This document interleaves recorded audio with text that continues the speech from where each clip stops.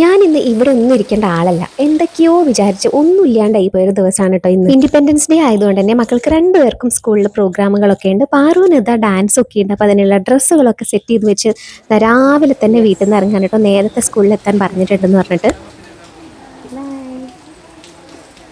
Independence day ദിവസം ഇത് സ്ഥിരമായിട്ടുള്ളൊരു കാഴ്ചയാണ് നമ്മുടെ വീട്ടിൽ കേട്ടോ. അച്ഛൻ രാവിലെ തന്നെ കുളിച്ച് ടിവിയുടെ മുമ്പിലുണ്ടാവും ഫ്ലാഗ് ഹോയിസ്റ്റിംഗ് കാണാൻ വേണ്ടിയിട്ട്. ഞാനൊക്കെ സ്കൂളിൽ പഠിക്കുന്ന സമയത്ത് ഓഗസ്റ്റ് 15 എന്ന് പറഞ്ഞിട്ടുണ്ടെങ്കിൽ എല്ലാവർക്കും ലീവുള്ള ദിവസം, പിന്നെ സ്കൂളിലൊന്നും പോകണ്ട എന്നൊക്കെ ഉള്ളൊരു വിചാരമായിരുന്നല്ലോ.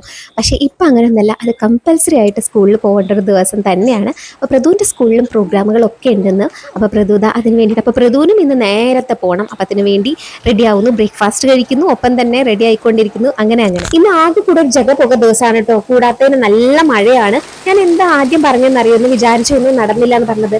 ഇന്ന് ഞാൻ നാലമ്പലം ചുറ്റാൻ വേണ്ടി പോകാനിരുന്നതാണ് കേട്ടോ. ഇവിടുന്ന് നാട്ടിലുള്ള കുറേ പേര് ഒരുമിച്ച് ഒരു ബസ് നിറയെ ആൾക്കാർ പോയിട്ടുണ്ടായിരുന്നു. അപ്പോൾ എന്തായാലും ഞാനും ബുക്ക് ചെയ്തിട്ടുണ്ടായിരുന്നു. പക്ഷേ എനിക്ക് ചില കാര്യങ്ങളൊക്കെ കാരണം കൊണ്ട് എനിക്കിന്ന് പോകാൻ സാധിച്ചില്ല. സ്കൂളിലെ പ്രോഗ്രാമിന് എന്നെ ഇൻവൈറ്റ് ചെയ്തിട്ടുണ്ടായിരുന്നു കേട്ടോ. പക്ഷേ ഈ ഒരു മഴ കാരണം എനിക്കതിനും പോകാൻ സാധിച്ചിട്ടുണ്ടായിരുന്നില്ല. ഇന്നാണെങ്കിൽ നമ്മുടെ അമ്പലത്തിലെ സമ്പൂർണ്ണ രാമായണ വായനയാണ് കേട്ടോ. അപ്പോൾ അമ്മ രാവിലെ തന്നെ അമ്പലത്തിൽ പോയതാണ്.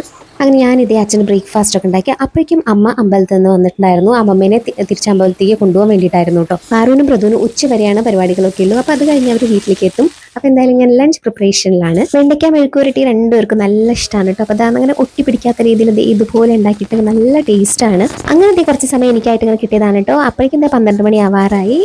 ആദ്യം തന്നെ പാറു സ്കൂളിൽ നിന്ന് തിരിച്ചെത്തിയിട്ടുണ്ടായിരുന്നു. മഴ കൊണ്ടിട്ടപ്പോൾ വന്ന്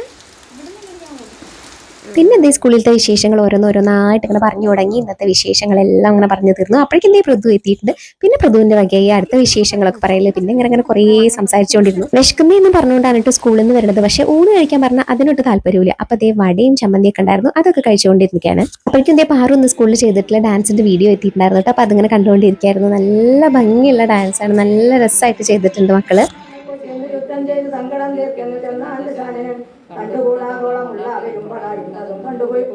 അമ്പലത്തിലെ രാമായണ വായനയുടെ വീഡിയോ അത് അമ്മ അയച്ചെന്തായിരുന്നു കേട്ടോ. എനിക്കിന്ന് അമ്പലത്തിലേക്ക് പോകാൻ പറ്റിയിട്ടുണ്ടായിരുന്നില്ല. അപ്പൊ എന്തായാലും ഇതും കൂടെ ഇവിടെ കിടക്കട്ടെ എന്ന് വിചാരിച്ചു. അങ്ങനത്തെ സന്ധ്യ നേരത്താണ് അമ്മയും കൂടി അമ്പലത്തിൽ വന്നത്. അപ്പോൾ വരുമ്പോൾ നല്ല പാൽപ്പായസമൊക്കെ കൊടുക്കുന്നുണ്ടായിരുന്നു കേട്ടോ. നല്ല ടേസ്റ്റുള്ള അമ്പലത്തിലെ പാൽപ്പായസം. എന്തായാലും വിചാരിച്ച കാര്യങ്ങളൊന്നും നടന്നില്ലെങ്കിൽ കൂടി ഇന്നത്തെ ദിവസം കുട്ടികളുടെ കൂടെ കുറേ സമയം അങ്ങനെ കിട്ടി എന്നുള്ളതെങ്കിലും പറയാം കേട്ടോ. കാരണം ഇപ്പം അങ്ങനെ കലോത്സവങ്ങളായിട്ടും പല പ്രോഗ്രാമുകളുടെ പ്രാക്ടീസൊക്കെ ആയിട്ട് അവരെ ഒന്ന് കയ്യിൽ കാണാൻ കിട്ടുന്ന പോലും ഇല്ല. സൺഡേ പോലും ഓരോ പ്രാക്ടീസുകളൊക്കെയാണ്. എന്നാലും അവരുടെ കൂടെ കുറച്ച് സമയം ഇരിക്കാൻ പറ്റുക എന്നുള്ളതിൻ്റെ ഇപ്പോൾ വലിയ കാര്യമാണ് കേട്ടോ.